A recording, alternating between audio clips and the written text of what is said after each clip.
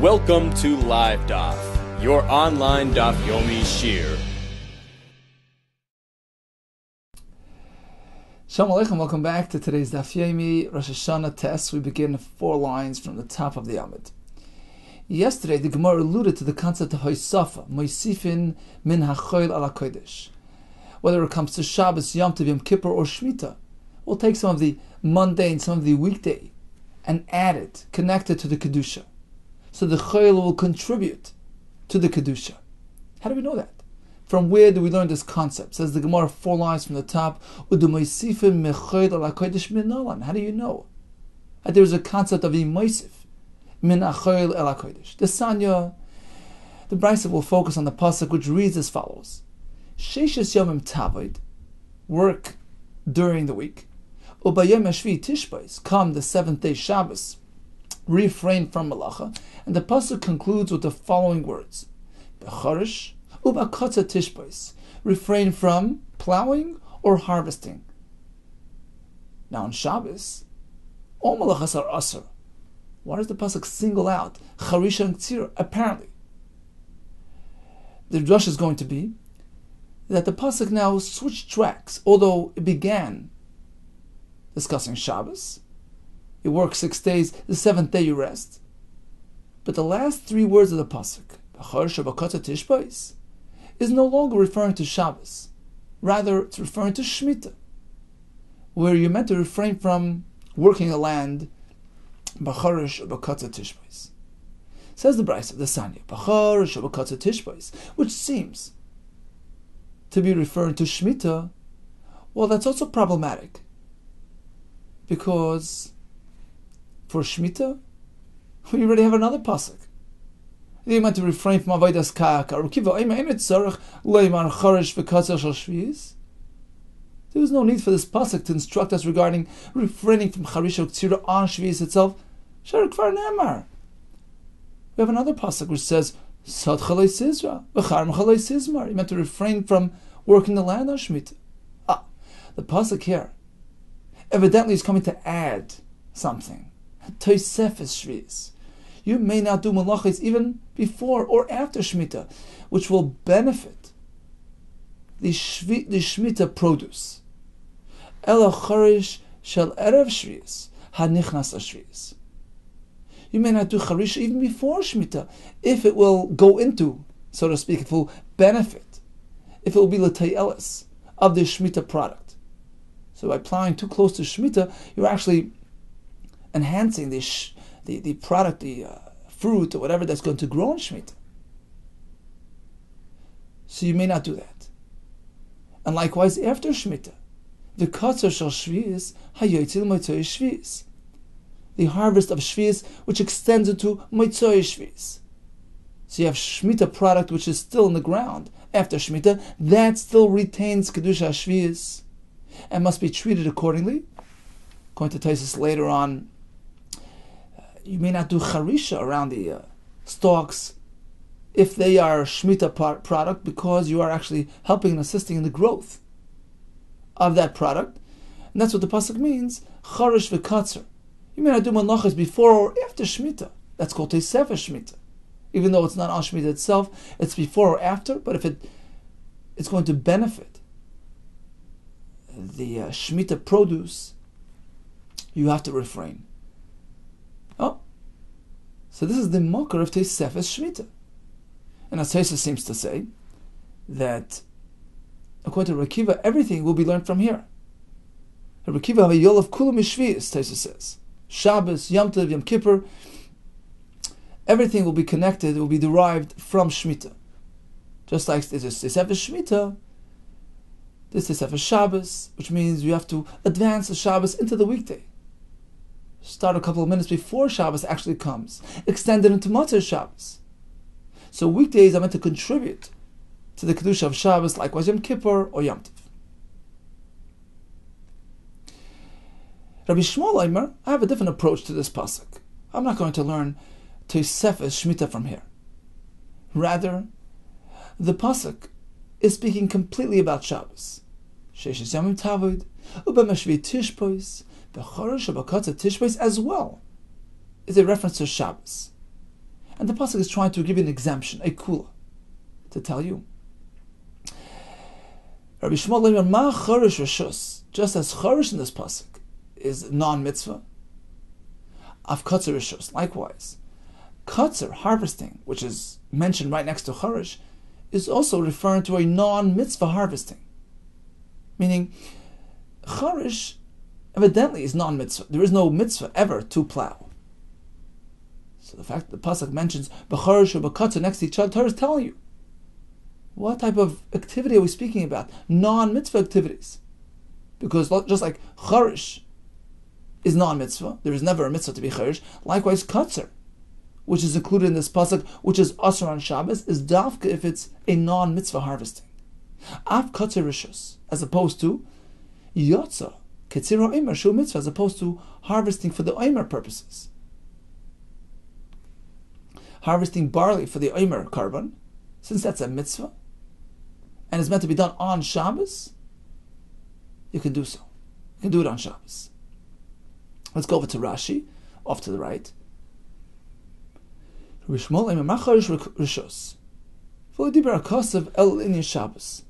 pasuk is referring to Shabbos. The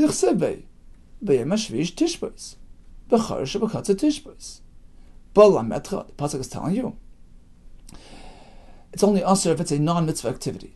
You never find plowing for mitzvah. Even if he happens to be plowing to grow the omer or shtei alechem, you also don't consider charisha an absolute mitzvah. You know why? Because it's not a chiyuv to plow for this purpose. Suppose there is already barley growing.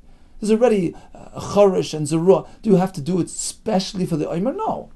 He has barley available. There's no need to plow and plant again for the omer.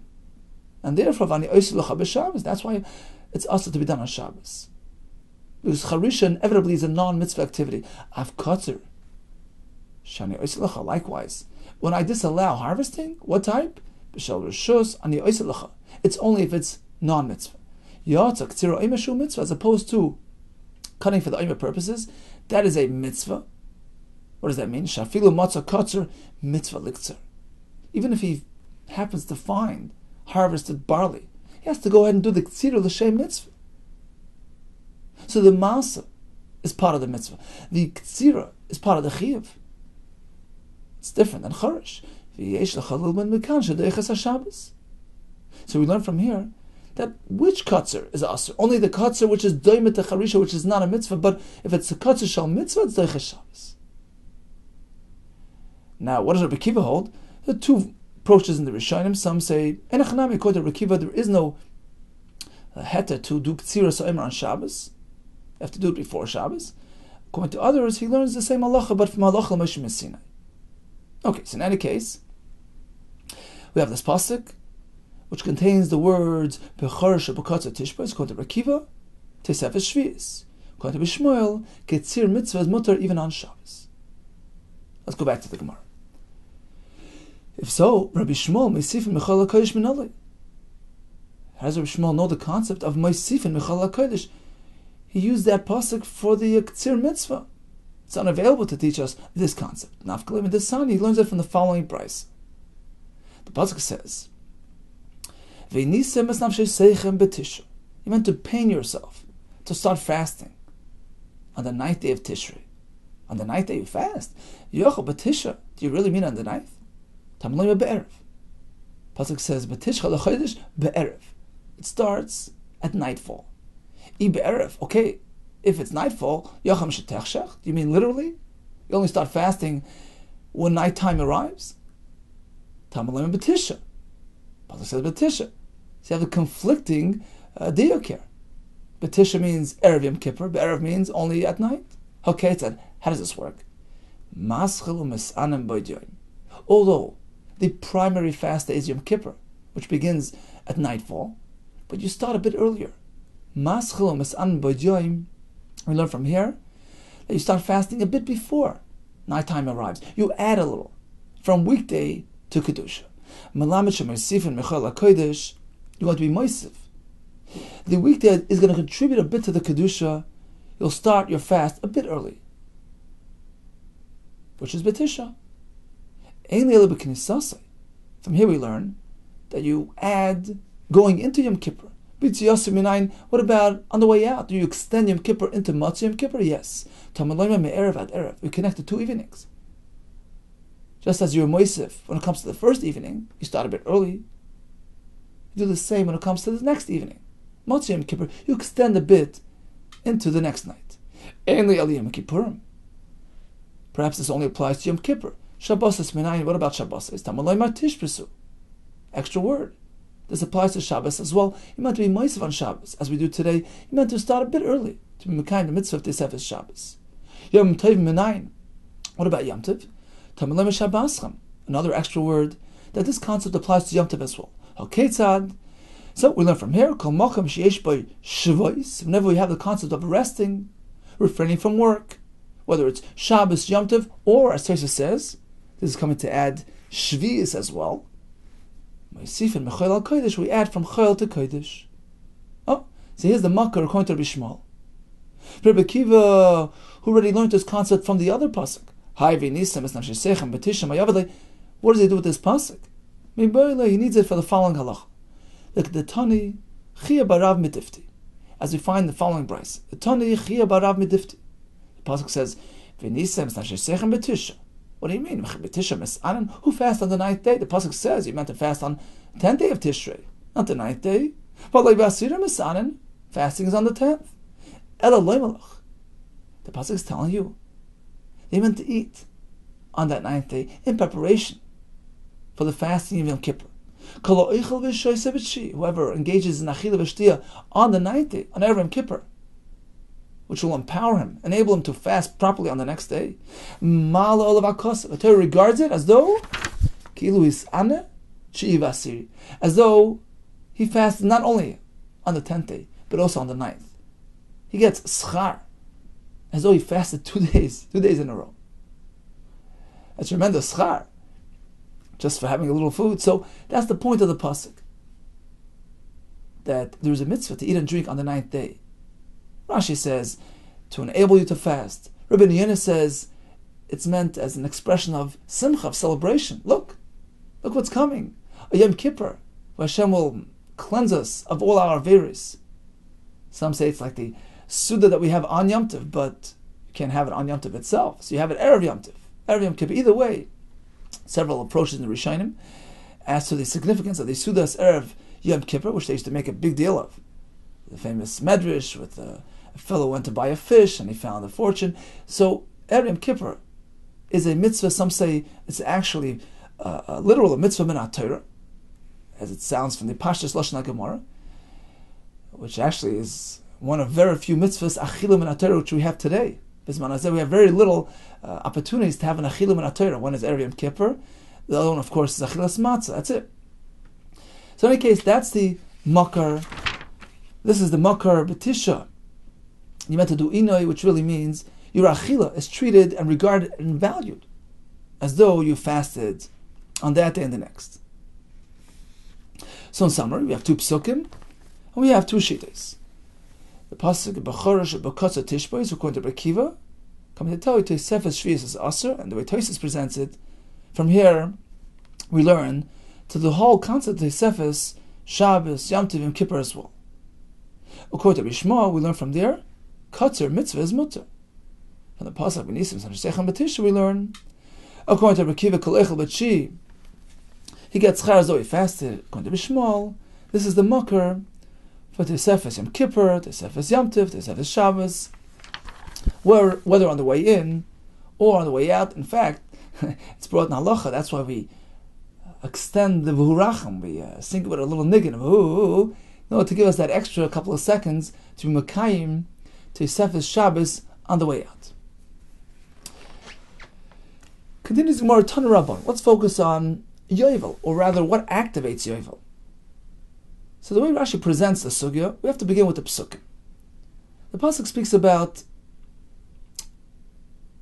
4 elements of Yovel. Number 1, on Yovel you refrain from working the land. Okay, that's the essence of Yovel. You show that everything belongs to Hashem. It's like a Shemitah. Now the Pesukim here discuss three things that we're meant to do. Blow the shofar on Yom Kippur of Yovel. Next, the Pasuk speaks about letting the slaves go free, talking about the Eved Ivri, who goes back home. In the midst, we have the word Yovel Hi. Now, the word Yovel sounds like it happens regardless. You don't have to activate the Yovel. It's an automatic phenomenon. It's a Metzius that comes. But then we have the word He, which is limiting. It only happens if you do something. So we have conflicting implications. Yovel sounds like you're Asr B'Avodas Karka regardless. Yovel just shows up. Whether or not you blow the shofar, release the slaves, it just comes. Then we have the word He, which sounds like it only happens if you follow this procedure. That activates the Yovel. The Gemara will deal with the conflicting diyukim. So again, we have blowing the shofar, that's said first. That's mentioned first in the pasuk. Then we have letting the avodim go, that's mentioned next. Then we have the words Yovel Hi, followed by letting go of the land, meaning that the purchased fields or properties go back to the original owners. So everything reverts back to the original owner. So again, we have Tkiyah Shofar Yom Kippur, releasing avodim, the words Yovel Hi, followed by a description of the next concept, having the lands go back to their owners. Okay, so it seems like we have three things which are needed, three elements which pretty much trigger and activate Yovel. Are they me'akiv? Tana Rabbanan, Yovel, the Bach takes out the word He. Yovel sounds like, well, Yovel arrives, whether you do it or not. It's there. Afa Bishaloi Shamtu, even though they didn't release the karka and return it to its former owner. Afa Bishaloi Taku, even though there was no Tkiyah Shofar Yom Kippur, Yovel arrives, and you're Asur B'Avodas Karka. If so, Yachal Afa Bishaloi Shalchu, perhaps Yovel arrives even though there was no Shiluach Avodim. Without releasing the Avodim, Yachal Afa Bishaloi Shalchu, Tamad Laimar. That's what the Pasuk says, He. There is some limitation. You have to do something to activate Yovel. What is that? Releasing of the slaves. Divrei Rabbi Yehuda. So quote Rabbi Yehuda, the activation of Yovel depends on Shiluach Avodim. Rabbi Yossi Omer, he agrees that one item will be needed to activate Yovel, but instead of releasing slaves, he holds it's blowing the shofar on the 10th day of Tishrei, on Yom Kippur. Rabbi Yossi Omer Yovel Hi Af Bishloi Shamtu, even though lands were not returned to their owners. Af Bishloi Shilchu, even though slaves were not sent home. Yochel Af Bishloi Taku, perhaps Yovel will arrive even without blowing shofar. Tamalame Hi. No, Yovel depends on something. It depends on Tkiyah Shofar. Now the Gemara soon will focus on Rabbi Yehuda's Shita, why he picked sending the avodim over blowing shofar, but now we're going to focus on Rabbi Yossi. Look, you have one mashmos, one riboy in the pasuk. Yovel sounds like it's inclusive; it happens regardless. You have the next word, He, which is memayit. You need something to trigger Yovel. So one thing is needed, one thing is not. Why do you pick and choose this over that? So why do we say Yovel Yovel happens even without sending the avodim free? You need Tkiyah to activate Yovel. Why do you pick Tkiyah over Shloch Avodim? Answers the Gemara two reasons. Number one, it could so happen that Yovel will come and nobody's going to send home their slaves. The Rashi puts it, perhaps there is no Eved to send home. It cannot be an oilam without a shofar. Rashi says, that there's no shofar in the world. So it's probable that the Torah hinges Yovel on something which is going to happen, rather than Shluch Avodim, which might not happen. So that's the svar. Davar, another reason, Zu Masur LeBezdin. Tkiyah Shofar is something which is given over to Bezdin to do. So although we're going to learn later in the Masechta that every Yachid would blow the Shofar, but at worst case scenario, Bezdin will do it. So somebody's going to do it. As opposed to Shiloch Avadim, Vizu Eina Masur LeBezdin. It's not in the hands of Bezdin. So what happens if the slave owner decides not to send them home? There goes Yovel. That's it's hard to believe. The Torah would depend, would hinge the Yovel on something which is in the hands of individuals. Okay, so for these two reasons we say, let's pick Tkiyah Shofar over Shluach Avadim. My Davar Acha, why do we need another reason? Perhaps you'll say, well, it's hard to believe that there is nobody out there sending away his slave. So why are you so concerned that it's not going to happen? Most probably it's going to happen. So that's why we need another reason. Zu Mesur LeBezdin.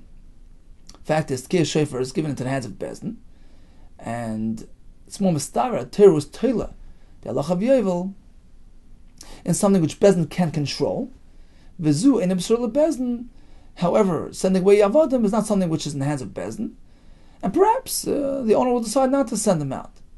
So the svara was, well, there's certainly going to be Eved out there. The answer is, well, he might not send them away. As opposed to Tkiyah Shofar, which Bezdin will look after, and they're reliable. We can depend on them to do it, and therefore, apparently Yovel depends on that, as opposed to something which is in the hands and dependent on the whim of the individual. Says Rashi around 6-7 lines up. Sending away slaves is something which is unpredictable. She is in Shiluach. Perhaps there is no Eved this year, which needs to be sent home. So is Yovel going to be batal? As opposed to Shofar, there's going to be a Shofar somewhere. This leads us to say, when the Torah was Toila Yovel on something, which one was a Toila in? Like Toila B'davar Matzah L'Olam. Apparently, let's assume it's something which is Matzah, which is going to happen. It's an interesting Chiddush from the Minchas Chinuch. He learns that the Gemara never meant to say that if there is no Eved to be sent home, then Yovel doesn't happen. He says it's not mistaver. Let's say when Mashiach comes, there's no Avadim, there's no Yovel. He learns differently. He learns that, of course, if there's no Eved, then it's not going to hold up the Yovel. The Gemara means we're concerned that there is an Eved, and he's not going to send them home. That's the Chashash. We're concerned perhaps that's not going to happen, and to say Yovel depends on that, it's hard to believe. So rather, it depends on Shofar, which is more easily accessible. Anybody could build a Shofar. It's not totally in that individual, this individual, and therefore it's mistaver that's totally in that. Number two, Shofar is something which Bezdin can control. Let's have us they can have their shluach do it. So Bezdin is reliable, they'll look after it, and it's going to trigger and activate the Yovel, as opposed to shluach avadim, something which totally an individual. If he refuses to send away his Eved, yivatal Yovel. It's hard to believe that Torah is toilet on every individual. Okay, so in any case, that's Rabbi Yossi's svara, that Yovel is totally on Tkiyah Shofar. Says the Gemara, Bishleim Rabbi Yossi. Okay, we understand Rabbi Yossi. Could the time, like you just explained, right? Could the Gama time that the Yovel is totally in something which is accessible, something which is more mistaver, more now control. El Rabbi Yehuda my tama. But how do we understand Rabbi Yehuda? He says Yovel is totally in what? In Shiluach Avadim. Why? Amakra. Look at the pasuk. Pasuk says like this: blow shofar. That's the first item mentioned in the pasuk. Then the pasuk says, "Ukrasam dur ba'aretz." Declare freedom. Send away the avadim. Then we have the words Yovel hi. Then we have return the lands to its former owner. The fact that it says Yovel hi right here, says Rabbi Yehuda, apparently it's going to be applied to the item mentioned right before. Amakra. Ukrasam dur ba'aretz. Then it says Yovel hi, because Savar, Rabbi holds, Mikra, the pasuk of Yovel hi, is applied to what? Nidrash lefanov. Is applied to the item mentioned immediately preceding those words, which is Shiloch Avadim. So Yovel depends on that. That makes Yovel. V'lo lifnei fanav, as opposed to the item mentioned before, the item which precedes Yovel. 2 items ago, meaning blowing the shofar. There's a gisa which adds v'lo la'achrav, nor is it going to apply to the item mentioned after the words Yovel, which is returning lands to their owners. So that's why Yovel applies only to sending away the avodim. And that's what triggers and activates Yovel. In any case, the words "ukrosim dur ba'aretz" seems to be referring to releasing the avodim. How do we know? The kuli alma. It seems that all agree. The word "dror" is lashon cheres, freedom. I'm ashma. How do you see it in the word "dror"? The Sani we learned in the Brayse, and "dror" el lashon cheres. The word "dror" means freedom. Rabbi Yehuda, ma lashon dror. How do we see it in the word "dror"? Like a person just dwells wherever he wants. He's free to live wherever he chooses. And he transfers his merchandise all over the land, to any land, meaning he's free to go, to travel, to live, to do business wherever he wants. We have 2 shittas so far as to what activates Yovel. We have Rabbi Yehuda, Shiluach Havadim, Rabbi Yossi Tkiya Shoyim. Zu Divrei Rabbi Yehuda Rabbi Yossi. Now comes the 3rd shita. Aval Chacham Oimrim Shloshtan Ma'akvei Spay. All 3 things hold back Yovel. You need to blow shofar, send away the avodim, release lands. Why? Because they hold mikra. This pasuk, these words Yovel is applied to all 3 things. Nidrash Lefonav gets applied to the item mentioned right before, which is Shiluach Havadim, V'lifnei fanav, and the item mentioned before that, which is blowing shofar, Ula Achrav, and to the item following these words as well, which is having the Sodais, the lands, revert to the former owners. Vuksiv Yovel, what do you mean? What happened to the Ribui? Yovel, which sounds like it happens regardless of fulfilling and observing these things. Hahu, that pasuk is coming to include Afilu b'chutz la'aretz. That at least one concept of Yovel, releasing avodim, applies even outside Eretz Yisrael. V'ksiv ba'aretz. What does the pasuk say? Ukrosim dur ba'aretz. Only in Eretz Yisrael. Hahu, that's coming to tell you that although Shiluach avodim does take place in Chutz La'aretz, it's only going to happen when Yovel is observed in Eretz Yisrael, when most of Yisrael is sitting on their land, etc. Bizman shenoyeg droyer ba'aretz. When this halacha of releasing avodim, meaning Yovel, is observed in Eretz Yisrael, then noyeg b'chutz la'aretz applies in Chutz La'aretz as well. However, bizman she'ein noyeg ba'aretz, when there's no Yovel being observed in Eretz Yisrael, such as nowadays, ein noyeg b'chutz la'aretz, nor would it apply in Chutz La'aretz. Some conclusion. We have the words Yovel. Yovel is a ribui. Yovel comes about regardless of this or that activity. The word he sounds like it's a miyut. Yovel only comes when you do something. Now, when we say Yovel, we mean the Isser of Leisizru, Leisiktru, all the Avodas HaKarka. How does it get activated? 3 shittas. According to Rabbi Yehuda, Shiluach Havadim is ma'akiv, because that's the item mentioned Lefonav, right before the words Yovel. According to Rabbi Yossi, Tkiya Shofar is ma'akiv. The Gemara gave 2 reasons for that. According to Chacham, Tkiya Shofar, Shiluach Havadim, and returning the kakuris are ma'akiv, and only then does the Yovel get activated.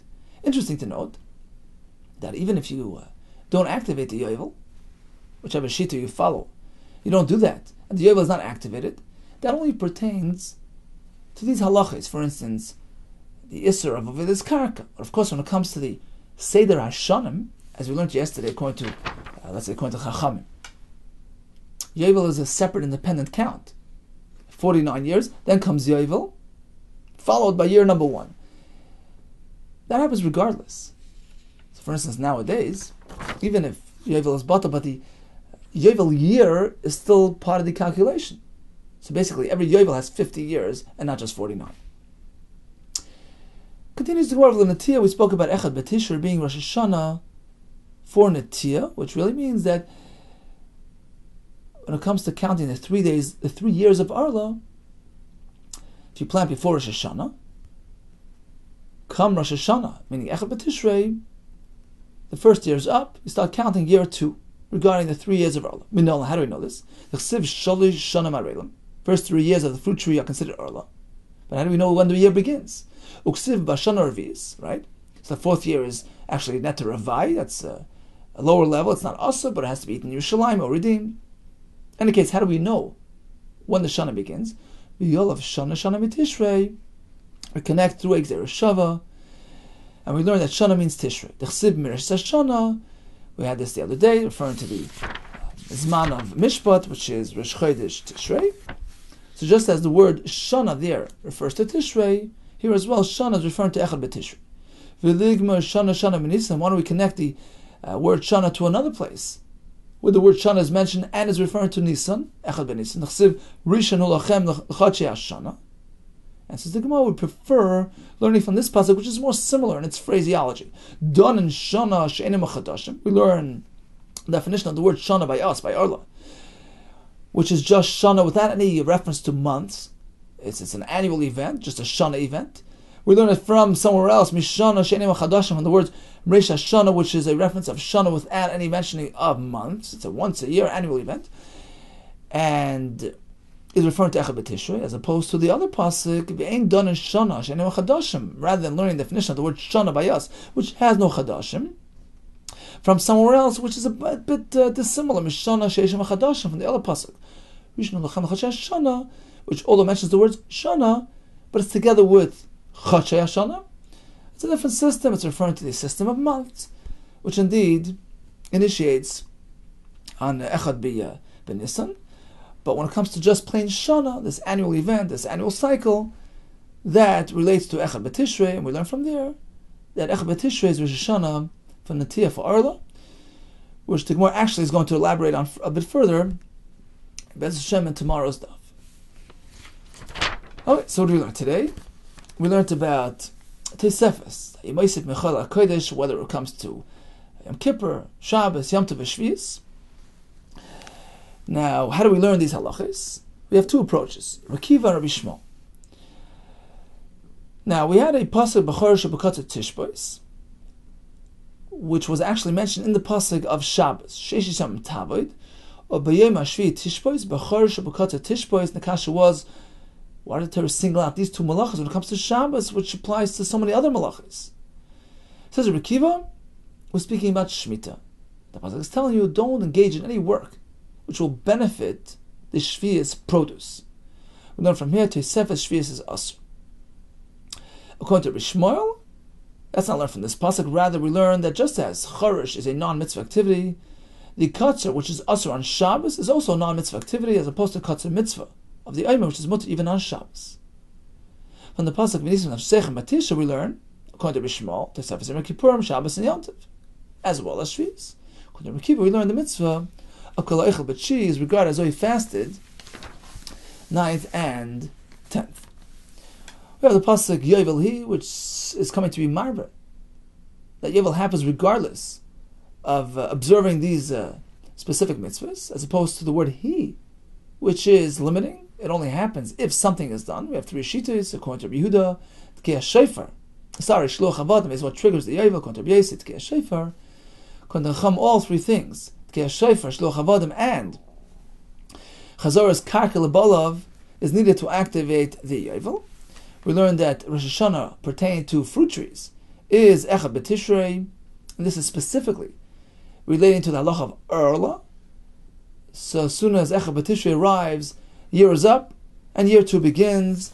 In the 3-year Erla count, we learn it from Shana Shana, Rosh HaShanna, which is referring to the Yom Hadin Echad B'Tishrei. All the best to you, and much, much hatzlacha.